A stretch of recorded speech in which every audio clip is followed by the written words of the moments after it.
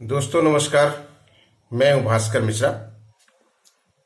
दोस्तों आज मैं दो मुख्य मुद्दों पर आपसे बात करने के लिए यह वीडियो बना रहा हूं। नंबर एक, जो प्रशासन और यूं कह लें कि सरकार के द्वारा जो लगातार ताबड़तोड़ अतिक्रमण के नाम पर अतिक्रमण हटाने के नाम पर लोगों को परेशान करने का काम कर रहे हैं, उनकी संपत्ति को तोड़ने का काम किया जा रहा है। नंबर एक, उस पर हमें बात करनी है। और नंबर दो, जो हमारे सिंगरौली जिले में कंपनियों को लाभ पहुंचाने के लिए हमारे भूमिहीनों का, गरीबों की, जिनको व्यवस्थापन पट्टा मिला था, उस पट्टे को निरस्त किया जा रहा है प्रशासन द्वारा, उस पर हमें बात करनी है। ये दो प्रमुख मुद्दे हैं जिनको लेकर के मैं आज आपके समक्ष उपस्थित हुआ हूं। पहली बात पर आते हैं, अतिक्रमण के नाम पर।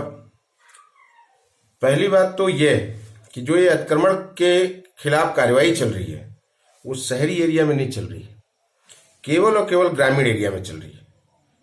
हमारी भी सरकार थी तो अच्छे आपने देखा, बड़े बड़े शहरों में अच्छे होटल्स, मॉल्स ये टूटे, अतिक्रमण हटाए गए तो सबके साथ समान व्यवहार किया चाहे वो गरीब हो चाहे अमीर हो। लेकिन इस सरकार में जो अतिक्रमण हटाने का काम किया जा रहा है वो केवल ग्रामीण इलाकों में किया जा रहा है। मैं अतिक्रमण हटाने के खिलाफ बिल्कुल नहीं हूं। मैं चाहता हूं कि सरकारी जमीन पर कब्जा न हो। लेकिन दोस्तों, मेरा एक सरकार से और इस सिंगरौली जिले के या कह लीजिए संपूर्ण मध्य प्रदेश के जिला अधिकारियों से और प्रशासन से एक सवाल है। सवाल यह है कि जब वह अतिक्रमण हो रहा होगा, अतिक्रमण में क्या है, मुख्यतः घर बनाए हैं लोगों ने, या बाउंड्री बना ली है, या जमीन पर कब्जा कर लिया है, ज्यादातर घर की बात है। मैं ये पूछना चाहता हूं कि कोई भी मकान, इतनी बड़ी बिल्डिंग बनी हुई है या कच्चा घर भी मकान बना हुआ है तो एक दिन में तो बन नहीं गया होगा। उसके लिए महीना, 15 दिन, कम से कम 2-3 महीने, 4 महीने तो एक मकान बनने में लग जाते हैं।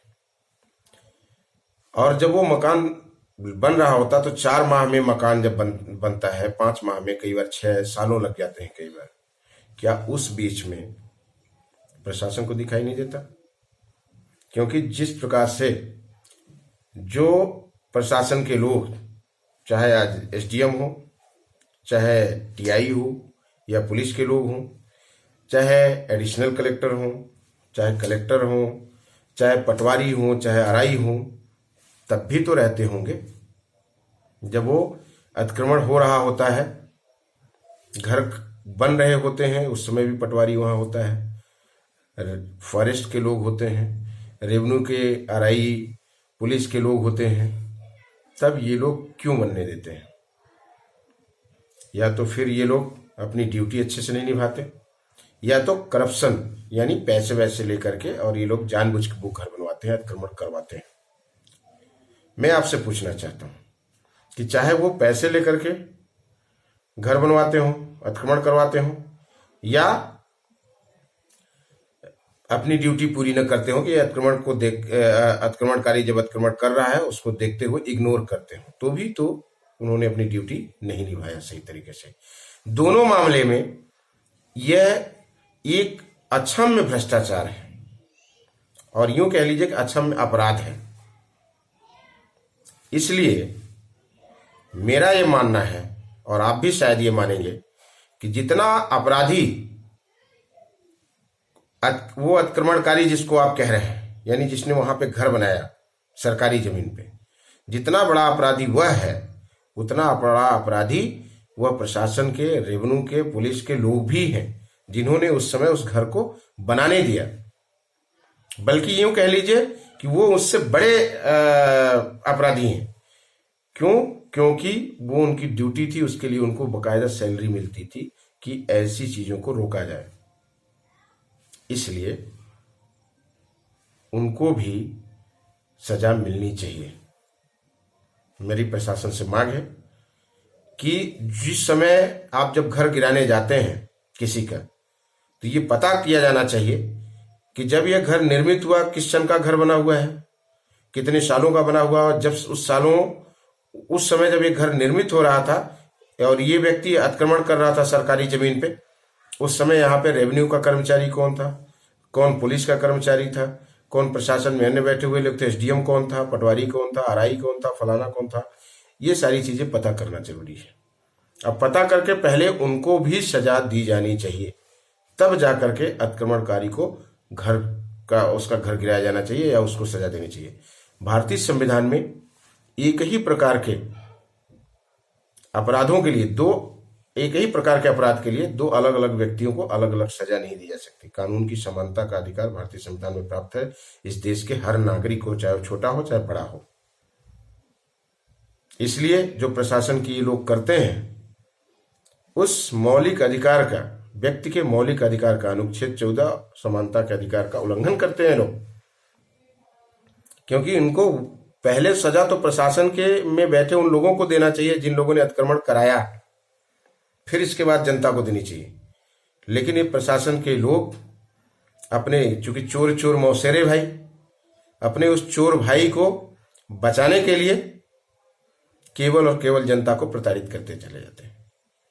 और ये सरकार अंधी बहरी मंच पे आकर के बोल दिए सब हमारे भांजे हैं, सब हमारी बहनें हैं, सब हमारे बहनोई तो नहीं बोलते, लेकिन उन्हीं भांजों का, उन्हीं बहनों का आए दिन घर बिल्कुल चरपट करा दे रहे हैं। ये सवाल मैंने, जो पंकज गुप्ता जी थे, आईएएस थे, एसडीएम चितरंगी में थे, उस समय हमारी विधायक हुआ करती श्रीमती सरस्वती सिंह जी, एक घर वहां गिरा था साथियों उस समय, अदरवाइज एक भी घर हम लोगों ने गिरने नहीं दिया। हमने यही कहा उस एसडीएम से कि घर तो हम गिरवाएंगे, तुम्हें गिरवाने की जरूरत नहीं है, लेकिन पहले आप जाओ और जो प्रशासन के लोग उस समय इस अपराध को उन्होंने किया, उनको भी पकड़ो और उनको जेल में डालो, उनको सस्पेंड करो, उनको सजा दो, तब जाकर के यहाँ की जिन लोगों ने अतिक्रमण किया उसका घर हम लोग गिरवाएंगे। आपको गिरवाने की जरूरत नहीं है, और उससे पहले आप किसी घर को टच नहीं करेंगे। और आप जो चितरंगी के लोग हैं वो जानते हैं कि उस समय धोखे से हम लोगों के अनजान में अचानक जाकर के प्रशासन ने एक छोटे से घर को गिरा दिया था, अन्यथा किसी के घर को टच नहीं कर पाया था प्रशासन। और यही होती है राजनीति, और ये होता है दम, और ये होते हैं सही तर्क और सही मुद्दे लड़ाई लड़ने के साथियों। दूसरी बात मैं आना चाहूंगा, व्यवस्थापन के पट्टे निरस्त किए जा रहे हैं। एक प्रशासन के बड़े अधिकारी से हमने बात की कि आखिर क्यों निरस्त किए जा रहे हैं पट्टे। इसको तो सरकार ने दिया है, भूमिहीनों को दिया है। उनका तर्क था नहीं, बहुत लोगों ने जमीन रहते हुए पट्टा करा लिया है, व्यवस्थापन का पट्टा हासिल कर लिया है। फिर मेरा वही सवाल कि आखिर किसने दिया वो व्यवस्थापन का पट्टा? जिनके पास जमीन थी किसने दिया? यही प्रशासन में बैठे लोग, वही आरआई, वही पटवारी, वही प्रशासन के, वही एसडीएम, वही तहसीलदार। तो फिर वो अपराधी कैसे नहीं है? आज आप पट्टा निरस्त कर रहे हो क्योंकि उस समय अगर उसने ऐसे किसी व्यक्ति को जो हकदार नहीं था उसको अगर उसने व्यवस्थापन का पट्टा दिया तो निश्चित रूप से वो करप्शन किया होगा, लोगों से पैसे वसूले होंगे, और वो पैसा लेकर के मजा कर रहा है। और जिसने पैसा लगाया, जो परेशान है, आज उसका आपने पट्टा रद्द कर दिया। जो उसने पूंजी लगा कर वहां घर भी बनवाया, जमीन हासिल की, उसको आज आप उसके पट्टे को निरस्त कर दे रहे हैं कंपनियों को देख करके।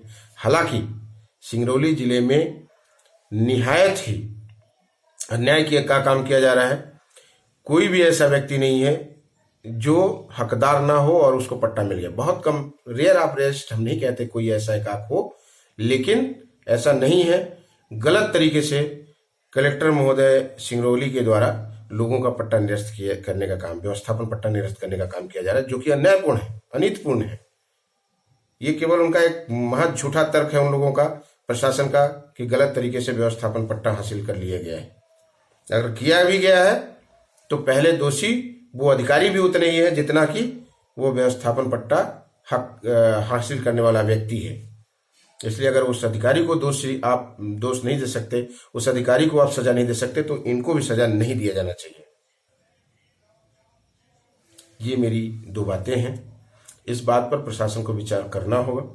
अगर प्रशासन विचार नहीं करेगा तो आगे आने वाले समय पर में हम लोग संभव है कि जनता जनार्दन से बात करेंगे, उनको समझाएंगे और उनको लेकर के प्रशासन का विरोध करेंगे, उनकी नीतियों का विरोध करेंगे। और जहां पर जिन कंपनियों को ये लोग स्थापित करने के लिए ऐसी अनीतिपूर्ण कार्रवाई कर रहे हैं लोगों के साथ, वहां पे उन कंपनियों को इतना आसानी से हम लोग स्थापित नहीं होने देंगे। जय हिंद, जय भारत, नमस्कार।